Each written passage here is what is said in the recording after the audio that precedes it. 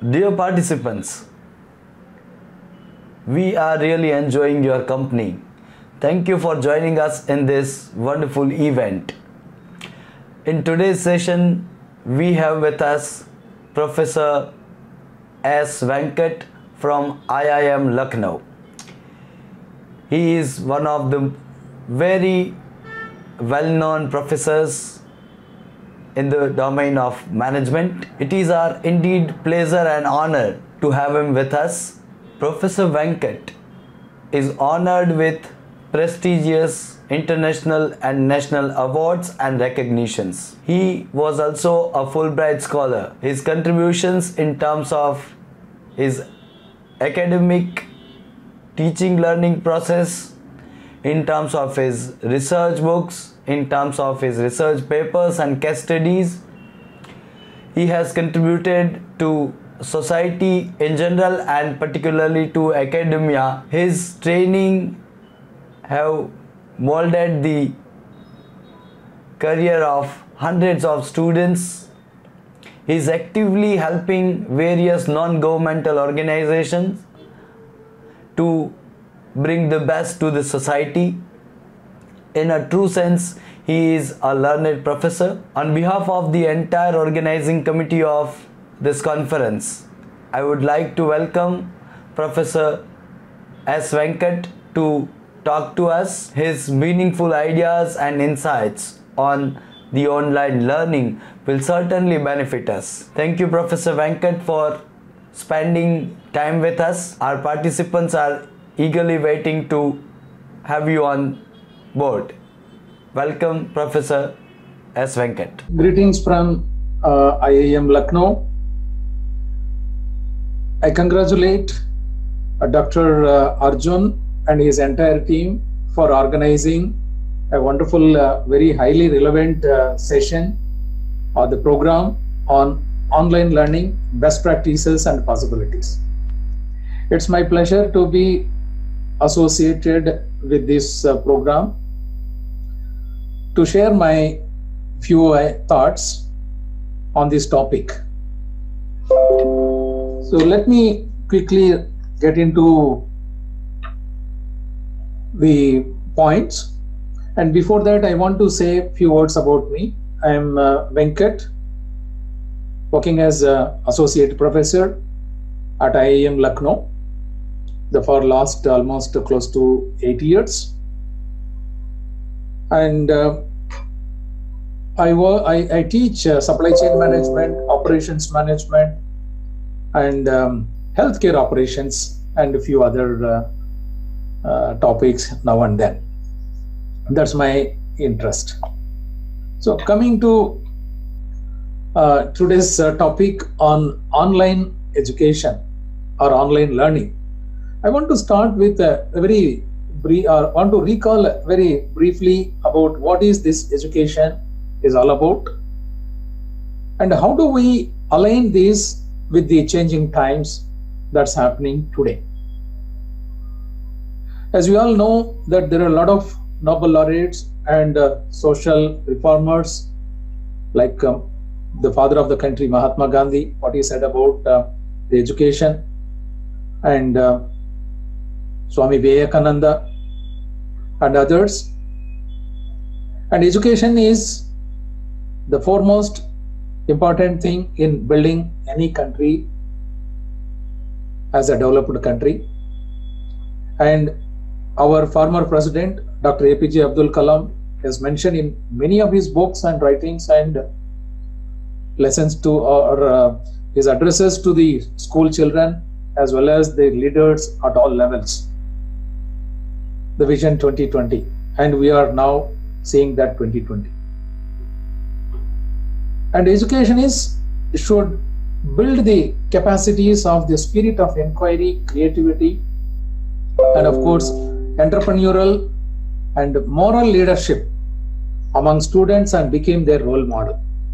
So that is the very comprehensive definition I would take it as, or the statement or the message that was given by our former president, who was known to be people's president. So coming to the same thing, as we could see what's happening due to this coronavirus pandemic that's happening now, that we are experiencing. And in all this, almost everything is stopped. The economy has fallen down several times worldwide. I would put it this way: it is the war between COVID and the entire world. I would call it as COVID versus the world. In this entire journey, if you could see, something what is not stopped is the education. And today we are getting connected. I am sitting in my room and the rest of the people are sitting at their respective places and able to get connected. It is mainly because of thanks to the technology. And this technological revolution is happening for last almost more than 3 decades. Early 90s, it started with the internet era, and it has paved the wonderful way for development in all fields, be it medicine, be it politics, be it economy, be it education, or anything for that matter, seamlessly getting connected. And this COVID has again given a great opportunity. I would call it as though it is a problem, but every problem is also a big opportunity for many, if not for all. And as we could see, and this statement is very, very relevant, education is the bedrock of a just society in the post-COVID world as well. This is the wonderful statement made by UNESCO recently. So I just want to recall this and how we are able to manage today. And this is all happening over the last at least last few decades, and hence we are able to capitalize on this. So coming to the Indian education system, I want to be more specific to Indian education system, and I'm also very happy to share with all of you that you all know this year or every year, of course, November 11th, the birthday of Maulana Abdul Kalam Azad, who happened to be a great educationist and also the first post-independent India education minister from 1947 to 1958, more than a decade. And during his time, the organizations like AICTE, UGC, all these things have been formed. And of course, you can see that is happening now. So on the other side, it is a very right time to recall our National Education Policy 2020.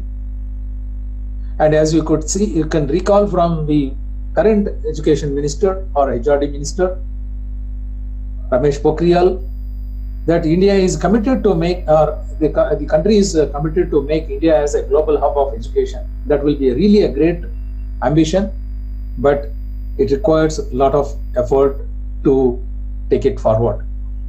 And as I already mentioned, that the lot of disruptions that have happened in any sector, that you can realize that it is the education sector, education system, be it free email, though they started with free email and many other things that we all know very well today. I don't need to mention specifically. So not only Indian education system is capitalizing this technology, of course, the entire world, a nook and corner of the world can be connected through this technology. That is the point I want to draw, which is very relevant for this particular session, this program. And just to connect further, that there are a lot of other schemes in Indian context. I don't know how many of you are aware that there are programs like Pragati, Samayavai, and many other Unnat Bharat Abhiyan, etc., etc. So the country is launching a lot of new schemes for country like India, like Saksham, others. And these all have to be taken forward with a great enthusiasm at a much larger scale. That scale is missing today. In my perception and my view, to limited knowledge of mine, that it is the technology enabled, I would call it as, instead of calling it as online education, I would call it as a technology enabled or technology assisted education system is the only way forward to reach out to unreachable locations, unreachable times. And of course, you may be surprised to know that this particular session itself, due to some schedule issues, it is getting pre-recorded. So you are now, can be seen from this, you can see that what cannot be productized can be productized now. That is mainly because of the technology as the enabler. You can play any number of times, only one time production cost. That is where the business models, the revenue models, or the implementation models have completely changed for a period of time. That is the point I want to draw. And there are a lot of schemes also that is time to time is being introduced, and that shows the responsiveness of the education system, but that is not sufficient. That is the point I want to draw. Now, I just want to say maybe next one or two important issues about our national education policy. Sometimes people call it as new education policy also. The vision of this policy is to facilitate at all levels of the society the knowledge creation and knowledge dissemination, knowledge development and dissemination, and knowledge use of knowledge. And here the very important issue is that it is becoming more and more student-centric and society-centric and learner-centric policies are coming up. And to implement these policies, the resource levels or the extent of resources that is required for a country like India is not that easy. And it is a very, very right time for India to make use of these digital platforms or digital technologies for educating or achieving the goals of this new education policy also. Right. So I just want to say a few things about the quality of education. Having seen how the education system has evolved and how the technology, I just want to bring in another dimension. It is not the education that matters and the quality education that matters. The quality education that matters. How do you measure the quality of the education? How do you measure the quality of education? It is not easy like any other product, like automobile car or a hospital care or a restaurant or a hotel or a telecom, etc. In education system, the most difficult or challenging thing is the education, measuring the quality. Once you are able to measure the quality, then you can manage and also improve. So that is the biggest difficulty, and that challenge is the biggest challenge for online education mode also, online mode of education as well. So that is the point I want to draw from this point, from this session, or from this slide. So another important thing is you can see multiple dimensions of the education. How industry ready is the graduates who are graduating, or rather people who are studying and graduating from the education institutions. It is the right time to draw what industry or rather one of the entrepreneurs and also a politician, was a policy maker like Rahul Bajaj, what he has mentioned, and how to ensure this quality such that it absorbs or it serves the needs of the industry, the outcome-based education system. That is the point I want to draw from industry perspective, or if we understand industry perspective correctly, that our education system should have a outcome-based objectives. Right. So the other dimensions of quality human performance. Please note, it is not the degree that get paid. It is the performance that gets paid. So you respect there is a statement, I like this statement by one of the companies, and the Toyota model says respect for people. Whereas one other company, very latest, what they said is, we respect the performers, we respect the performance. So that is what is the cornerstone of education system. And here, now we are talking about the vocational skills and other skills. The skills are very, very important. The most important skills that any system of education, either it's online or offline, that needs to inculcate or promote, that includes critical thinking in terms of oral communication, etc. Written communication, reading comprehension. So if you see today, everybody using cut and paste or listening to audio. You ask them to prepare a 1 minute audio or 1 minute video, then the reality or real challenge starts. So that is where now the industries are also looking at, can you make a video CV? People have stopped reading your CV. You not only you stopped reading something, even the employers, the people who are offering the jobs are also looking at your social media postings. Social media has become a very big disruptor in almost all fields. So look at that. And you also have to be culturally diverse. You have to understand what is the cultural diversity, ethics and social responsibility that is grossly missing nowadays, which is very, very important. So how do you inculcate all these things? How do you build all these things into your education system? Either it is offline or online, or the, let us say, we call it as now mixed mode or whatever that technical name. I'm not able to recall that immediately. The mathematics and adaptability. I'll just, at the end, I will share that what is my meaning of this adaptability. So these are some of the dimensions which affect the performance of the workforce that have been trained or educated. That is the whole idea here, right? So in terms of performance, you have a capacity, you have a performance task and performance standards. So the education system at a policy level or whatever level you can talk it as, and this needs to be considered and built. So as I already mentioned, COVID is a big disruptor, or COVID has become almost, it has brought everybody, the entire life, it is like Alt F Control Del. The life has become Alt F Control Del. And COVID and technological developments is really helping today. These technologies are not developed in 1 day or 1 year or 1 decade. It was developed over a period of such a long time.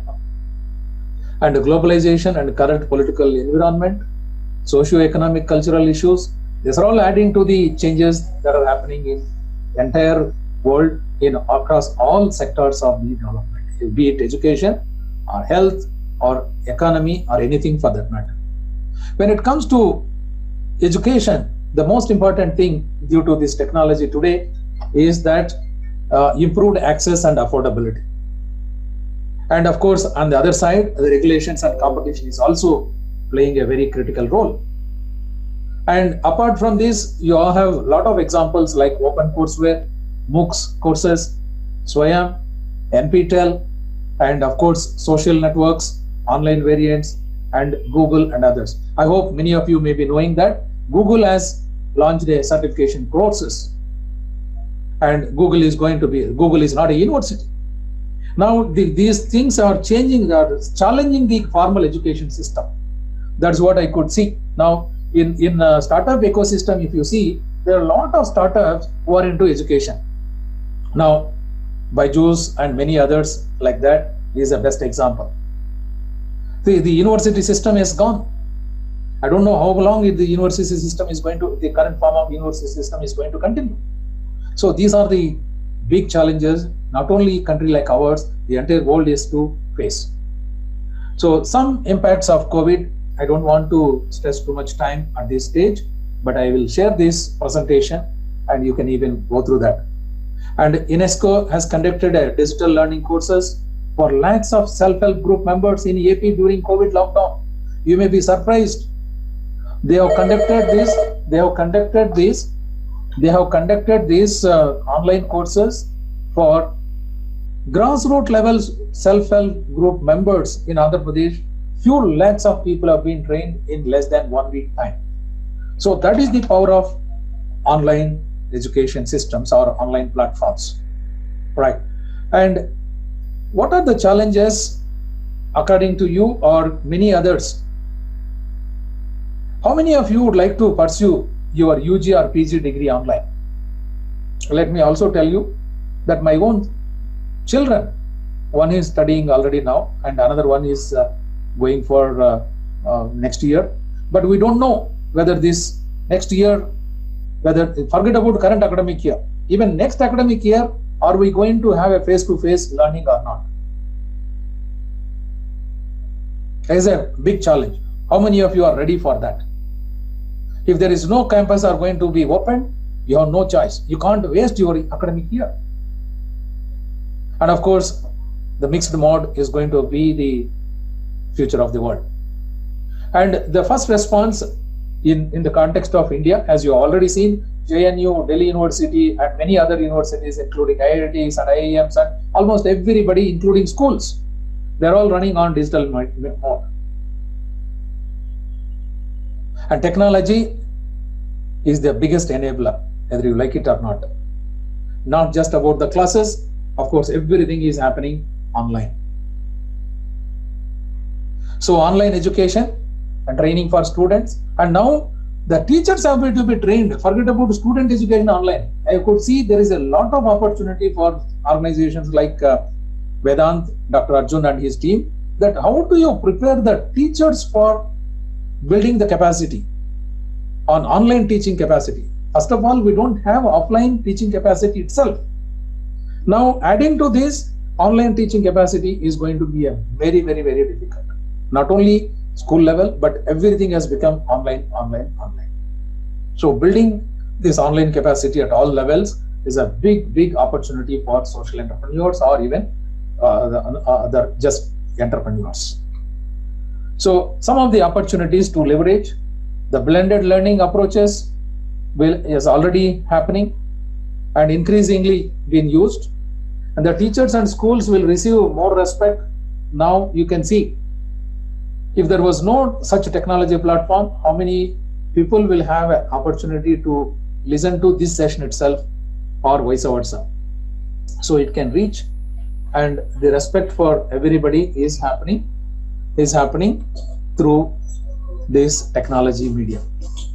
So the good appreciation and support for their important role in the society. So the teacher role has completely changed now. The quality teaching and learning materials will be better curated and more widely used. You can see now you have access for almost everything, and teacher collaboration will grow and help improve learning. This is true for students as well. One student can teach or help another student to learn. So this crisis will help us come together across boundaries. So that is the reality.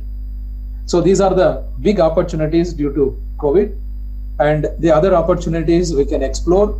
There are a lot of opportunities for students, teachers, institutions, organizations, governments, and social entrepreneurs at large. So this is the point I want to drive as a matter of fact. Right. So another important dimension of this education.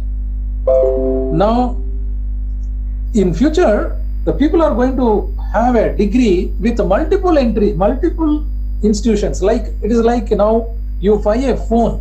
You buy a phone now. This phone is not belonging to one company anymore. It is branded by one company. But inside there are multiple companies in this phone.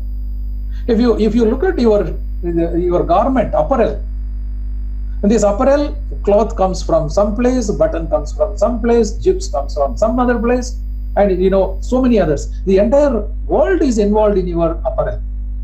The entire world is involved in your mobile phone. So that is the day of the order today, that you can have one subject from Stanford, another subject from another country, another subject from another university, etc., etc.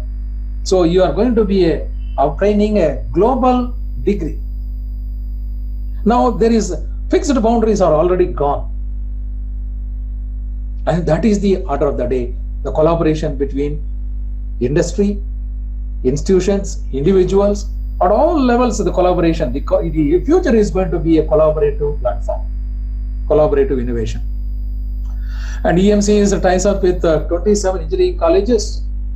There is a SME association in Faridabad. I am SME of India. Is a professional body. They are having a tie-up with engineering colleges and non-engineering colleges throughout the country, and they are taking the candidates right from first year and training them for the future jobs, and they are even paying some stipend. These kind of models are already there, and the scale is the issue in country like India. Scale. And of course you might have seen ISB and Indian Railways, recent data centers, AP government and Telangana state, the foreign universities collaboration. Now you can see another dimension to the education system. The skills university. Surprisingly, there is a skills university in Andhra Pradesh. And industry partners, there is an organization called Logistics Skill Council, which is very actively building the capacity both online and offline, blended mode. MSME associations, which I already mentioned, and local management associations. There is no surprise in future, near future, this Madras Management Association, Ahmedabad Management Association, or Hyderabad Management Association, or like that, these associations also can become education platforms. That is already happening. National Productivity Council, there is Arun Kumar Jha, is a very dynamic officer. They are conducting the certification courses with less than 500 rupees.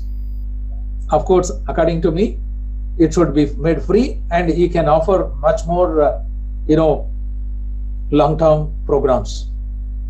National Productivity Council kind of organizations. So now it is a democratization.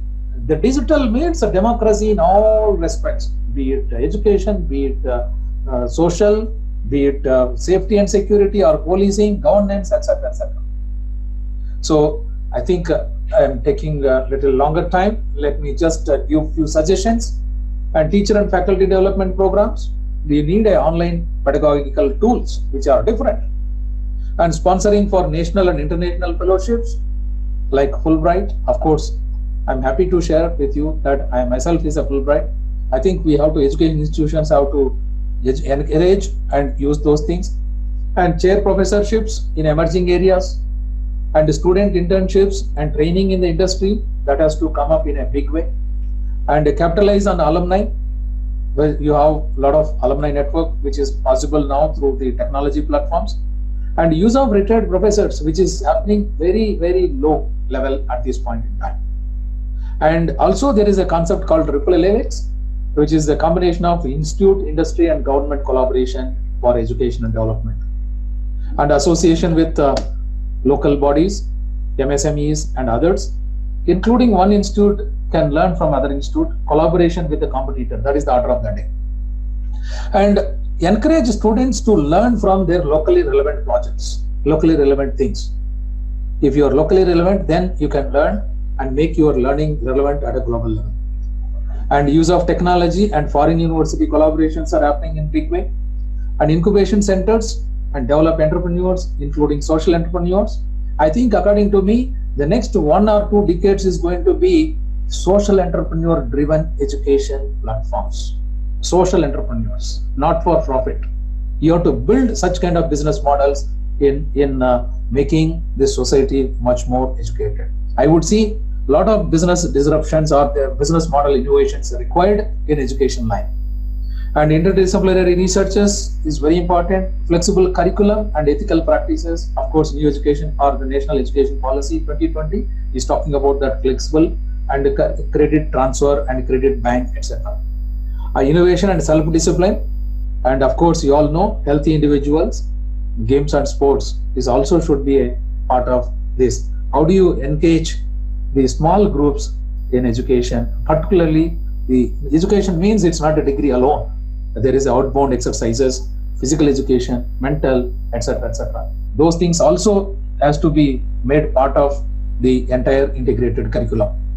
So I would like to share my view. This is my own this thing. 3 C's and 3 A's of anything that you do. Attitude, aptitude, and adaptability. Attitude is very, very important. When you hire a person, he can be trained on something, but if you don't have an attitude, that is very difficult. That is the focus of every organization in the world. And on the other side, you have 3 C's: compassion, commitment, and continuous improvement. There is no substitute for these 3 C's or 3 A's.